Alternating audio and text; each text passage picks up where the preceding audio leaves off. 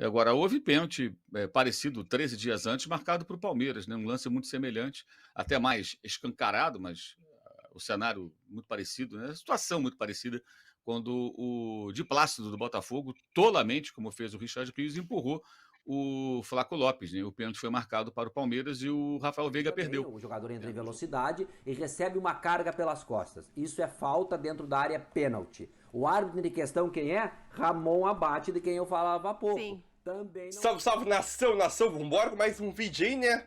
Segundou, polêmicas do Brasileirão, um pênalti não marcado para o Flamengo, né? Em cima, contra o Palmeiras, lá no Allianz Parque. Qualquer coisa, não é pênalti, entendeu? E o próprio ex-árbitro ali, o Carlos Edmilson, comentando sobre esse lance entre Flamengo e Palmeiras. E, na opinião dele, ele disse com todas as palavras que foi pênalti. Ele ainda explicou o lance porque foi pênalti, né? Então vamos assistir esse vídeo aqui bem rapidinho, que tá importante a análise de um ex-árbitro que disputou várias Copas do Mundo sobre esse pênalti não marcado em cima do Ribeiro, né? Vambora pro vídeo, vai deixando o seu like aqui também, seu comentário e crédito a ESPN no Brasil. Vambora para o vídeo. Bom, pro Simon não foi nada. Rapidinho, Leão. Pro Simon não foi nada. Não, pro Simon foi pênalti. Pro Simon foi pênalti, pro Breiler Eu nada. não marcaria. Pra Natália... Mínimo revisão. Tá, e professor? Eu não marcaria porque eu não vi o puxão por aí. Eu queria ver uma câmera boa. Esse aqui você tá vendo, prof. Tô. Vamos começar com vocês, depois o Simon vai falar também. Pênalti ou não pra cima do Everton Ribeiro, Pênalti. professor? Acho que isso é um tranco por trás. Não é ombro com ombro, na cal. O Richard Rios perde o tempo do ombro a ombro. E aí ele acaba atingindo as costas do Everton. O Everton na velocidade, e faz toda a diferença o jogador estar ou não em velocidade. Porque se é um lance que o jogador vai proteger, ele toma um tranquinho e cai, aí não é nada, é contato de jogo. Agora, ele em velocidade, qualquer contato desestabiliza. Pra mim foi um pênalti de manual. Peraí, repete de novo a frase que você disse. Em Eu vou usar ela depois. Em velocidade. O cara toma um tranco, faz toda a diferença. Tranco por trás. Entendi. Não, vamos Em seguir. velocidade. Em velocidade. Vamos seguir. Tá, ó a diferença Vai do guardar campo. pra vila. Não, ó a guardar. diferença do campo que o Everton Ribeiro tem pra correr. Você não vai querer comparar esse lance ao do Goiás, pelo amor Não de tô Deus. comparando Olha a lances. velocidade do Everton Aí Ribeiro. Estou confusando. Velocidade do Everton Aí Ribeiro. Estou confusando a informação. Olha a velocidade do Everton Ribeiro. E aí, Simon, pênalti ou não no Allianz? Não, só para contribuir com o debate, em futebol não existem lances iguais, existem lances É. semelhantes. Exato. Para mim é pênalti. Uma carga do Richard Rios em cima do Everton Ribeiro pelas costas uma carga, e o Breno foi bem também, o jogador entra em velocidade e recebe uma carga pelas costas. Isso é falta dentro da área pênalti. O árbitro de questão quem é? Ramon Abate, de quem eu falava há pouco. Sim. Também não foi pro VAR. Por que o Rodolfo Toschi, o árbitro de vídeo, não chamou pra ele pra dar essa oportunidade? É isso que eu reivindico. Mas Vai será que lá não no chamou, campo, Ciro? são 1 minuto a mais. Mas será Pois que é, não aí chamou? entra naquela questão do o perfil do árbitro. Muitas vezes o cara não chama porque o determinado árbitro não gosta que chame. Tem isso, Natália, então. Então eu citei 2 árbitros, nós estamos vendo 2 lances que os árbitros não chamaram que deviam chamar. Agora Deveriam entrou. chamar pro árbitro. Por isso que eu digo, quem decide o jogo, professor, só para concluir, é o árbitro de campo. Esse poder jamais pode ser negado. A decisão final tem que ser minha, eu que estou no campo de jogo. Me dá a possibilidade de eu ir lá no vídeo e ver, e eu dou pênalti ou não. Aí é eu que vou decidir também. Não pode o VAR ficar decidindo. Não pode o VAR decidir um lance desse, segue o jogo. Porque no campo, como o lance o lance anterior que nós vimos, do Flávio Rodrigues, para mim ele não viu o puxão. Ele viu o agarrão. O puxão ele não viu. Aqui também, no campo de jogo, são frações de segundos. Você viu, fotografou, 1, 2 segundos, passou o lance. Então... E depois, aí me dá a opção do VAR, que eu vou olhar e eu tenho essa condição de decidir melhor com a imagem. Rapidinho, prof. Ô, Simon, então, se é uma fração de segundos ali, pra mim o árbitro, ele tá em cima do lance também, ó. Essa imagem, ó, ele tá ali na risca da grande área. Não sei se o prof ia pegar nesse Eu acho ponto que ele não vê o também. movimento do Como do não? Richard. Ele tá de frente pro lance. Então. Ele tá vendo. Ô, Simon, rapidinho, se o árbitro de vídeo chama, não vamos já tá? Isso aí já tá acontecendo. Mas não vamos começar a caçar também frame pra cá, jogo parado pra lá, o árbitro vai lá no vídeo e fica, volta, vem, vai. Não, mas esse é lance que não precisa de muito vai e vem. Desculpa, pra mim, esse lance, o árbitro não tem que ser chamado. Ele tá de frente pro lance. Não houve nada em que o árbitro não tenha visto para que o árbitro de vídeo chegue e fale, houve, sei lá, um trançapé por baixo que você não viu. O árbitro tá de frente, cara. Ele tá vendo o lance. Senão ele vai começar a ver no... Matheus. Mas é difícil, Matheus, porque é muito rápido. O Simão falou, é questão de segundos, ele tem que tomar uma decisão. Às vezes ele vai errar, porque é humano errar, isso é fato, é humano errar e a tecnologia entra para tirar esses erros humanos. Mas Só que a minha dúvida o Simão falou, tem hábito que não gosta de interferência do VAR. Só que é o papel do VAR falar ao menos no ouvido dele, cara, se eu fosse você, eu via, ponto. A decisão se vai pro VAR ou não é dele, é do árbitro de campo. E aí é que eu fico a pergunta, será que não avisaram? E ele mesmo assim falou, eu vi aqui e não quero saber. Eu não sei.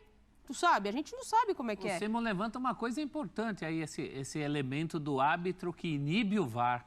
Isso não pode acontecer. Você me desculpe, mas minha função aqui é mostrar você gosta ou não. Tem que ter um protocolo para todo mundo. Não pode ficar inibido. Ai, não, cuidado que ele não gosta. Não pode ser assim. Senão onde a gente vai parar? Não pode, mas acontece, professor. Eu tô vendo que sim, já pegamos 2 seguidos. 2 inibidores de VAR seguidos. Vamos ouvir o Arley jogar. É um sistema que também precisa ser aperfeiçoado e essa regra precisa, na minha opinião, também, assim como a Natália, precisa ser ajustada, mas, isso posto, com a imagem, estava impedido e tá tudo certo. Porque as câmeras não são a realidade, elas são uma representação da realidade. Eu, em relação ao impedimento, até gostaria de que a coisa evoluísse para você ver um pouco de grama, um pouco de espaço entre um jogador e outro. Se você não visse esse espaço, não seria impedimento. Mas no visual, eu tive a impressão do Murilo à frente. Até mais à frente do que se mostrou pela marcação das linhas. Porque ele não comemora, né? Então, ele não comemora e até não gera uma grande indignação. Os torcedores protestam depois, mas a própria comissão técnica do Palmeiras, os jogadores ali perceberam também pelo telão impedimento. Não vejo que essa tenha sido a polêmica do jogo. De fato, a não marcação do pênalti em cima do Everton Ribeiro acabou se sobrepondo e num jogo em que o Flamengo não funcionou a proposta inicial do Sampaoli, mas fazia sentido. Essa é a questão, porque o Sampaoli ele tenta usar 2 jogadores de velocidade para neutralizar e negociar os lados com o Palmeiras. Mas esses jogadores que ele escalou, o Luiz Araújo, ainda se readaptando, pegando a forma física ideal. E o Cebolinha, que tem muita dificuldade em recomposição, não é um jogador que faz isso ali com maestria de outros atacantes, sofreu e aí o Palmeiras foi dominante. E quando o Sampaoli ajusta no segundo tempo e adiciona mais qualidade técnica, aconteceu algo parecido com o que tinha acontecido com o Botafogo no jogo no Allianz, em que o Palmeiras não tinha vantagem, mas o Botafogo passou a ter mais a bola, o Botafogo começou a dominar aos poucos e isso também aconteceu com o Flamengo. Vejo que pelo segundo tempo, o Flamengo até fez por merecer a virada. O Palmeiras baixou demais o seu nível, o Palmeiras não conseguiu manter a mesma rotação e aí, quando você tem Arrascaeta, Bruno Henrique, Everton Ribeiro juntos, fica muito difícil segurar se você não mantém esse adversário longe do gol. A diferença é o banco, né? Desculpa, prof, mas a diferença é o banco, porque o Flamengo olha pro banco e tira jogadores para mudar o jogo. O Palmeiras hoje olha pro banco e tem muita molecada. Não que a molecada seja ruim, não é isso, é boa. Só que o Palmeiras precisa olhar o Abel precisa olhar para o banco de reservas e ter jogadores maduros o suficiente para mudar um esquema de jogo. Você já está respondendo a perguntitia que está na tela. E uma outra perguntitia, perguntar se o Palmeiras recuou demais. Eu acho que foi o Flamengo que empurrou. O Flamengo tem muita qualidade. E só um registro, o lance de pênalti que a gente está falando acontece menos de 5 minutos antes do gol de empate do Flamengo. Então seria uma altura do jogo em que o Flamengo ainda corria atrás do empate. Sobre essa questão do banco, a Natália chama a atenção das opções que tem o Abel e que tem o Sampaoli nesse momento. O Flamengo também vai se reforçando em meio à temporada. O Palmeiras, pelo contrário, vai perdendo peças. E até uma crítica que é feita à gestão, à Leila, enfim. É por aí. É olhar muito para essa questão do elenco, das peças, ou nessa crítica que o Abel vem recebendo também, do que ele parou de fazer ou do que o time parou de entregar. É natural também que isso possa acontecer em meio a muitos jogos. Por onde que vocês puxam aí? Pelo elenco, pelo Abel que... de tiração, vendeu Scarpa para comprar o avião. Então, é por onde, prof? Eram dinheiros diferentes, né? A questão é que o Palmeiras já tinha um barulho sobre isso antes desses movimentos de agora. Sim. Eu acho que o Palmeiras está começando a perder gente na carne, né?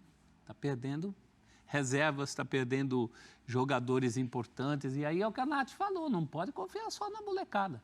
Só na molecada, para a molecada segurar, ela até está segurando o repuxo. Mas eu acho que o Abel merece, por tudo que tem feito, pelo trabalho que tem feito, um pouquinho mais de tranquilidade, né? Dá um pouquinho mais de tranquilidade para o técnico. Não há controvérsia. Controvérsia mesmo não houve, parece no pênalti, né? Que não foi dado no Everton Ribeiro. Um empurrão ali, não deu. O Palmeiras falou-se, não vem falando mais nada. E o Flamengo falou que vai lá na CBF reclamar na CBF. Que parece aquela reação em cadeia. Um reclama, outro reclama, outro reclama, outro reclama. E o fato é que se alguém tem que reclamar dessa vez, é o Flamengo. Isso é muito antigo no futebol, né? A gente não consegue se livrar disso, né? Isso é muito antigo no futebol, né? Veto, agora vai ter veto a árbitro, esse tipo de coisa. Agora, houve pênalti parecido 13 dias antes, marcado para o Palmeiras, né? Um lance muito semelhante, até mais escancarado, mas o cenário muito parecido, né? A situação muito parecida, quando o Di Plácido do Botafogo, tolamente, como fez o Richard Rios, empurrou o Flaco Lopes, né? O pênalti foi marcado para o Palmeiras e o Rafael Veiga perdeu, né, no jogo com o Botafogo, né? Isso foi 13 dias antes. E outros lances desses começaram a aparecer, um de 2021, com intervenção do VAR lá contra o Grêmio Porto Alegre, empurrão do Marcos Rocha, foi dado pênalti para o Palmeiras. E você vai encontrar também para outros times, né? Me pareceu que ele não teve ali, realmente foi coragem de marcar, porque estava pitando na casa do time que reclamou muito e que seria, né, punido com a penalidade. Agora, fora isso, eu acho que o resultado foi bem justo. Cada time dominou um tempo. Palmeiras dominou o primeiro tempo, Flamengo dominou o segundo. Não sei se a entrada do Arrascaeta ou Everton Ribeiro de saída teria esse efeito que teve no segundo tempo se eles começassem a partida, porque o Palmeiras do primeiro tempo é completamente do Palmeiras do segundo, por um desgaste físico natural e pela estratégia comum do Palmeiras de faz 1-0 e depois recua para tentar explorar a bola longa, bola esticada, só que dessa vez não funcionou tão bem, mas no primeiro tempo o Palmeiras foi melhor. O Flamengo quase empatou com o Cebolinha, perdendo um gol incrível no final do primeiro tempo, mas foi um lance fortuito, uma bola que caiu do céu, ali uma jogada muito circunstancial. O Flamengo não trabalhou para empatar o jogo, não merecia empatar na primeira etapa, embora quase tenha empatado. Então, assim, quando ele entra, né, depois o Arrascaeta é outro jogo. Então, às vezes, as pessoas comparam como se o jogo fosse linear. Não é linear. Primeiro tempo é um Palmeiras muito mais agressivo, marcando muito forte, atacando o tempo todo, tendo mais a bola do que no segundo, completamente diferente do cenário da segunda etapa. E o Sampaoli, ele mesmo admitiu, não deu certo. Ele tentou uma coisa que não funcionou e corrigiu durante. E é preciso que o time, como qualquer time, o Flamengo saiba jogar de diferentes maneiras. Senão você vai contratar só jogadores iguais, das mesmas características. Agora, o Cebolinha e o Luiz Araújo, especialmente o Cebolinha, foram muito mal no jogo sem bola. Ou seja, o Cebolinha não fez o seu papel, que era acompanhar o Mike o tempo todo, né? E não fez. Ele não fez isso. Tanto que na jogada do gol é uma das muitas vezes que o lateral do Palmeiras chegou com muita liberdade para cruzar. E aí tem uma sequência de situações ali até o lance do gol, com uma falha clamorosa do Thiago Maia, pouco comentada. O Thiago Maia deu assistência para o Dudu. Era uma bola para espanar, tirar o perigo da área. Ele simplesmente espirrou o taco e jogou a bola na direção do Dudu. E o Dudu fez 1-0 ali naquele momento. O Palmeiras já merecia o gol, porque tinha muito mais volume, jogava muito melhor. Aí no segundo tem dois lances que são importantes da rubro-negro. O pênalti não marcado e a bola que o Everton Ribeiro passou errado. Tinha o Bruno Henrique e o Ayrton Lucas livre. Eram 3 contra 1 e ele errou no desfecho da jogada. Reteve a bola quando ele passou a bola atrás dos dois companheiros e o Flamengo perdeu a chance de fazer ali um gol da virada. Mas acho que pelo que foi o jogo, o empate foi justo. E foi pior para o Palmeiras, que jogou em casa. O Flamengo não é tão ruim, empatar com o Botafogo. Sim, mas se você pensar que jogou fora de casa, o empate com o Palmeiras fora de casa não é um resultado ruim. Ora, a bola está jogando contra o campeão, no gramado que é muito peculiar. Aliás, outro aspecto também importante nas escolhas do técnico, né? O Flamengo jogou no gramado artificial do sábado e vai jogar de novo na quarta-feira. É diferente em vários aspectos, né? Então, isso também tem que ser avaliado, né? Não é sempre o mesmo gramado, o mesmo jogo, o comportamento igual do time o tempo todo. As coisas mudam muito. Agora, ele tentou o São Paulo algo que não funcionou.